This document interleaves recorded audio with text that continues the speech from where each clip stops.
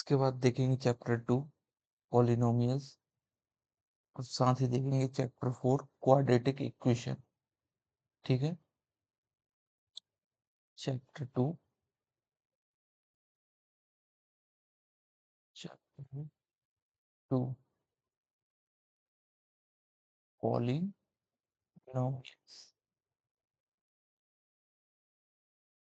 साथ ही देखेंगे chapter 4 quadratic equation.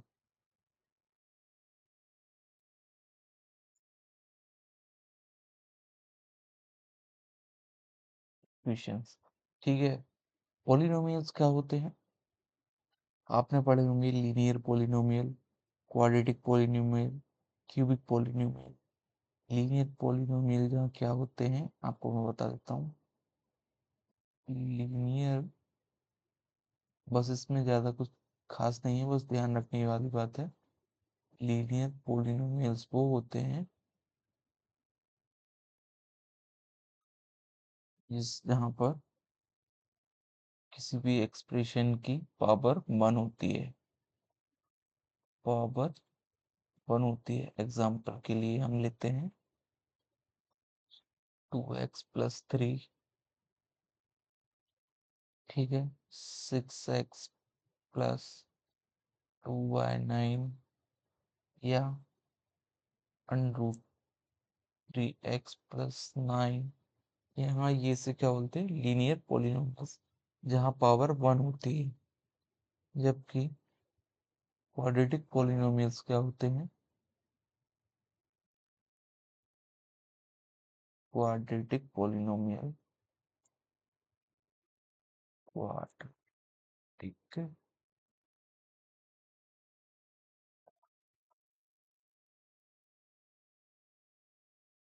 क्या होती है? जहाँ पावर 2 होती है, मैक्सिमम पावर। एग्जाम्पल के लिए, मैक्सिमम पावर एग्जाम्पल के लिए लिखते हैं 2x²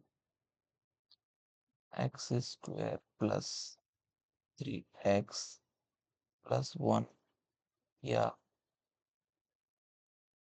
y² - 2 या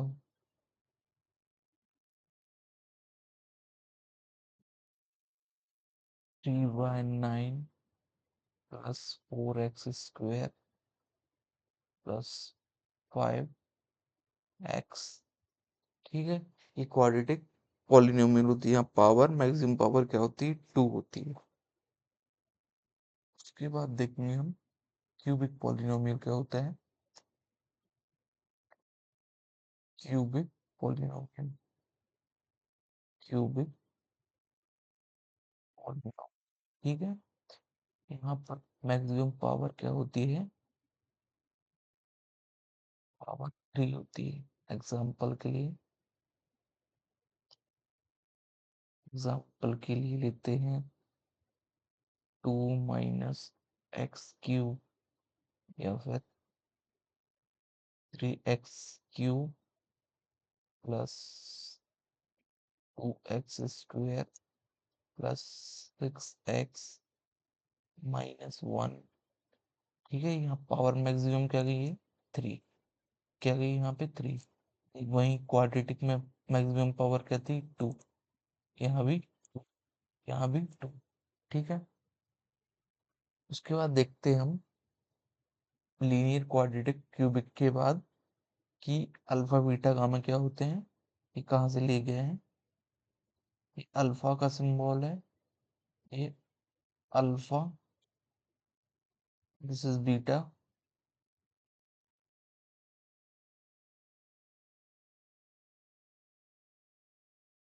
और दिस इज गामा सिंबल। ठीक है, ये सभी क्या होते हैं? ये जो ग्रीक लेटर्स होते हैं, ग्रीक लेटर्स होते हैं। ठीक है, अब आपसे पूछ लिया जाएगा कि कि किसी भी एक्सप्रेशन दे के पूछ लेगा।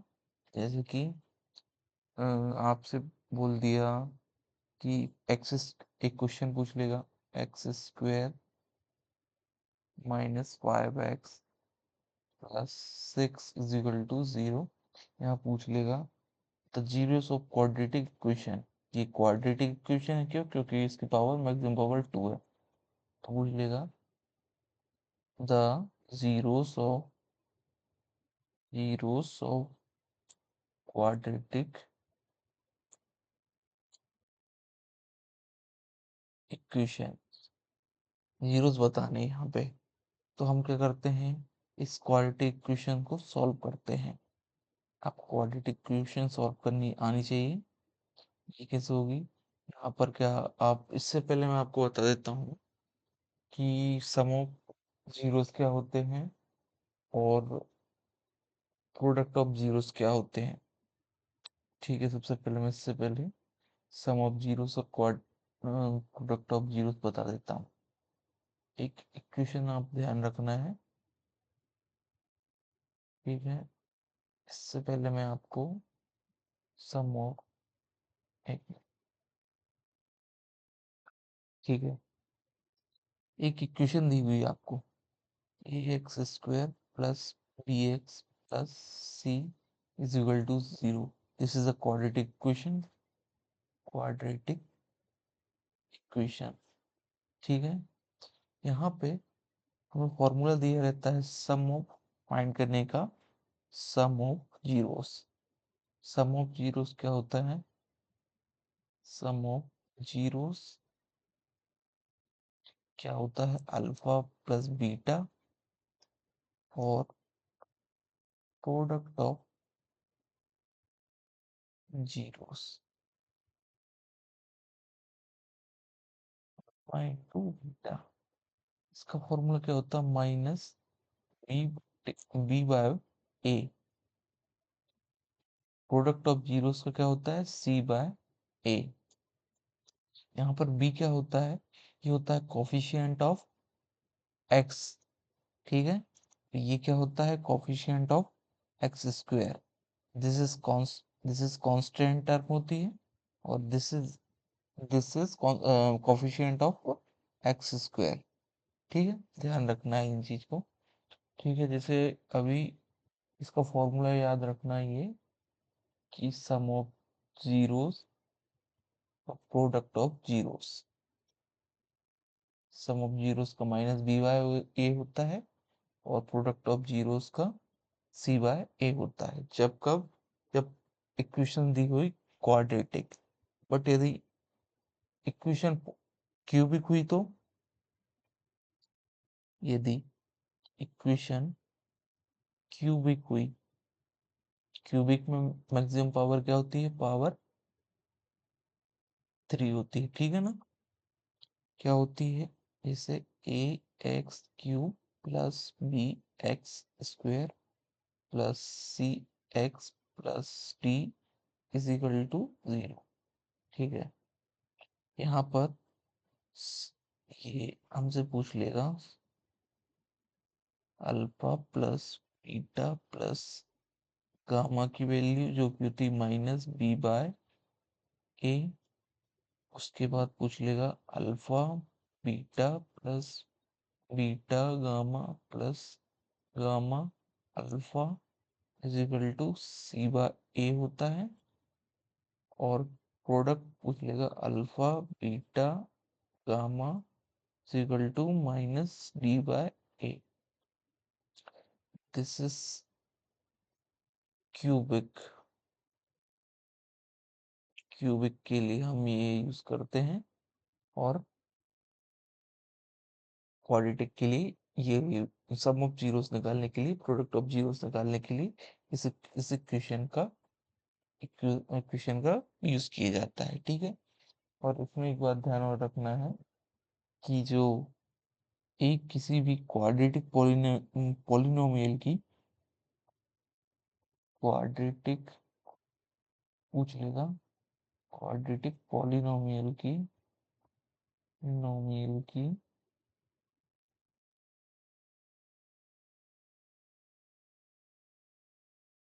हाईएस्ट नंबर ऑफ जीरोस पूछ लेगा quadratic polynomial can have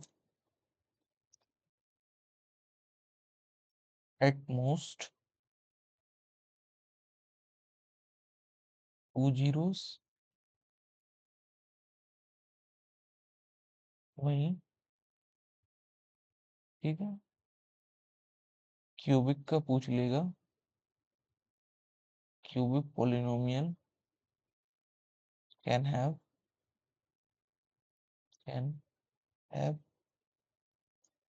at most three zeros. हम किसी भी क्वाड्रेटिक इक्वेशन से मैक्सिमम दो जीरोस फाइंड कर सकते हैं, वहीं क्यूबिक से थ्री जीरोस फाइंड कर सकते हैं। इसके बाद अपन जो क्वेश्चन छोड़ के आए थे उस पे आ जाते हैं। ठीक है, ये था, यहाँ हमें बोला गया था the zeros of quadratic equation. कोई भी इक्वेशन हमें दी जाती है तो हमें इसमें से जीरोस फाइंड करना है। तो हम कैसे करेंगे? क्वाड्रेटिक इक्वेशन को सॉल्व करना चाहिए, आना चाहिए। ये सम करने पर 5i, सम करने पर 5xi माइनस 5xi, और प्रोडक्ट करने पर 6i। तो क्या हो सकता है वो? -3x -2x 5x होते हैं, -5x हो जाएगा।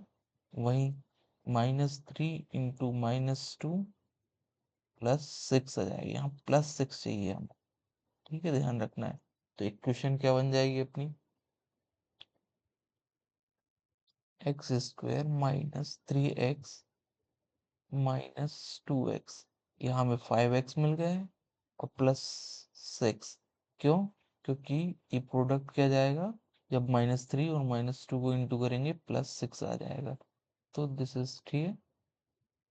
इसके बाद हम आपको जीरोस निकालना होना चाहिए। x -3 -2 x, यहाँ माइनस ये 3।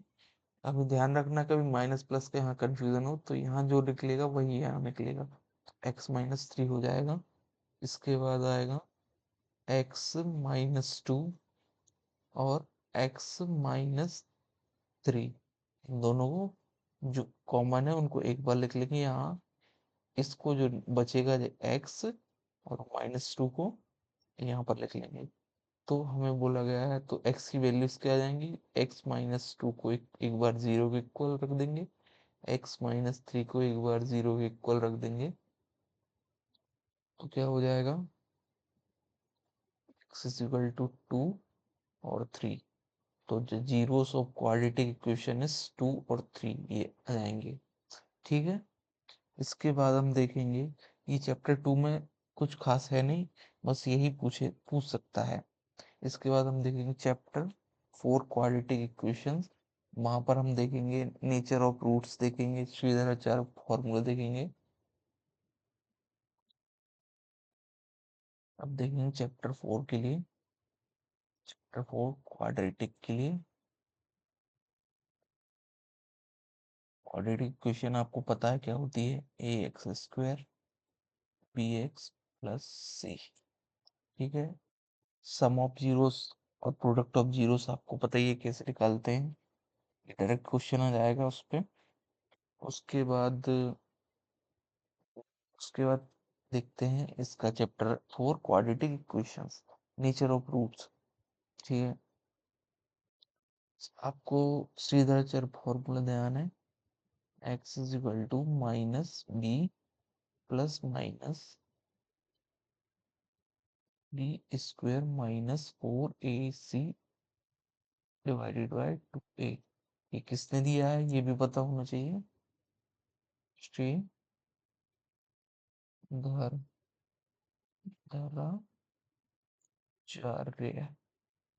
This is Indian mathematician, this is the Indian.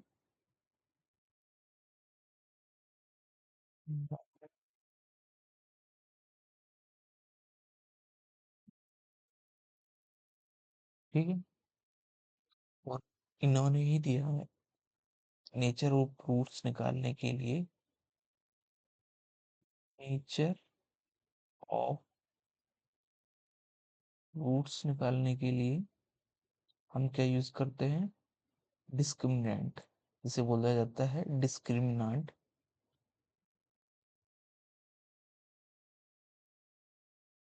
से डी से डिनोट करते हैं। क्या होता है ये? D is equal to B square minus 4ac, B square minus 4ac। यहाँ पर भी देखते हैं, यदि जैसे इसकी कंडीशन बनती है, तीन कंडीशन बनती है मेनली, तीन कंडीशन बनती है। यदि जो डिस्क्रिमिनेंट है, डिस्क्रिमिनेंट जो है, यदि जीरो के इक्वल आ जाता है तो वो रूट्स क्या कहलाते हैं? Roots are equal, roots are real and equal.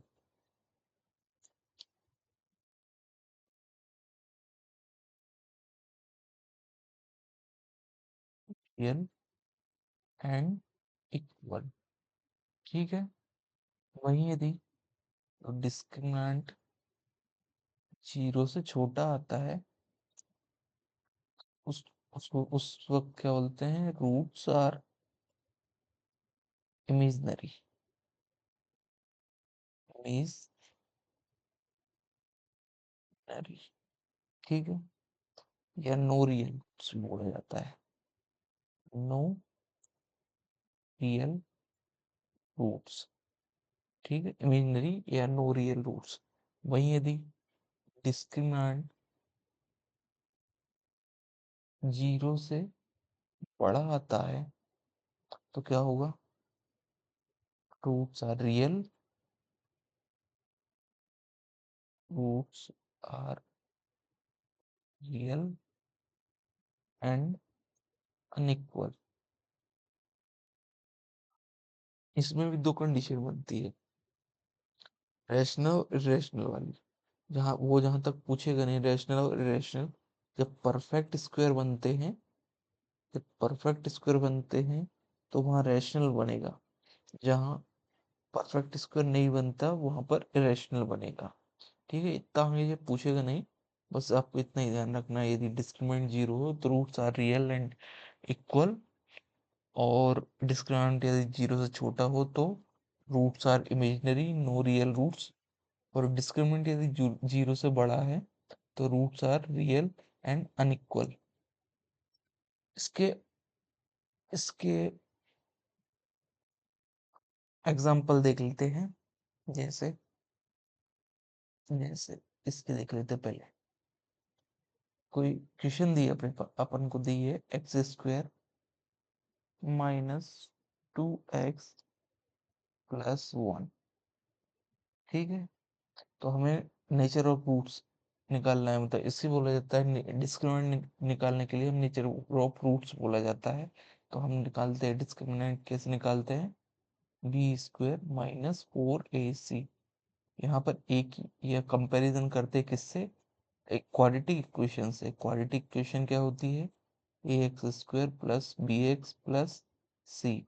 तो ए की वैल्यू क्या दी है यहाँ पे? 2। बी की ए की वैल्यू क्या दी है? 1, 1 दी है। बी की वैल्यू दी है 2 -2, और सी की वैल्यू बनती है। तो इस यहाँ पर पुट कर देते हैं अपन। ए की D is equal to B का स्क्वायर -2 का स्क्वायर -4, ए की वैल्यू दी 1, सी की वैल्यू दी 1। तो ये क्या हो जाएगा? -2 का स्क्वायर 4 हो जाएगा, -4 इंटू 1 इंटू 1 4 ही आएगा, तो ये 0 आएगा। तो यहाँ देखिए डिस्क्रिमिनेंट क्या आया? 0 आया। तो ये डिस्क्रिमिनेंट 0 का मतलब क्या है? Roots are real and equal. वहीं यदि 0 से छोटे आ जाते, जैसे 0 से छोटा आना मतलब, एक मैं बता देता हूँ कौन सा हो सकता है। जैसे 2x square, 2x square -4x plus 3 is equal to 0। यहाँ a क्या दिया है 2, b -4, c 3, यदि, ठीक है, यहाँ b की इस डिस्क्रिमिनेंट में पुट करेंगे। यहाँ पे बी स्क्वायर क्या है, -4 का स्क्वायर 16 हो जाएगा, -4 इंटू ए की वैल्यू 2 दी है और सी की वैल्यू क्या दी है 3। तो 16 -4 2 is 8, 8 से 24, 16 -24 -8 आ जाएगा। तो -8 जो है, -8 जो है 0 से, सॉरी, एक मिनट, डी जो है, एक मिनट, -8 आया है जो कि 0 से छोटा है, 0 बड़ा है, ठीक है।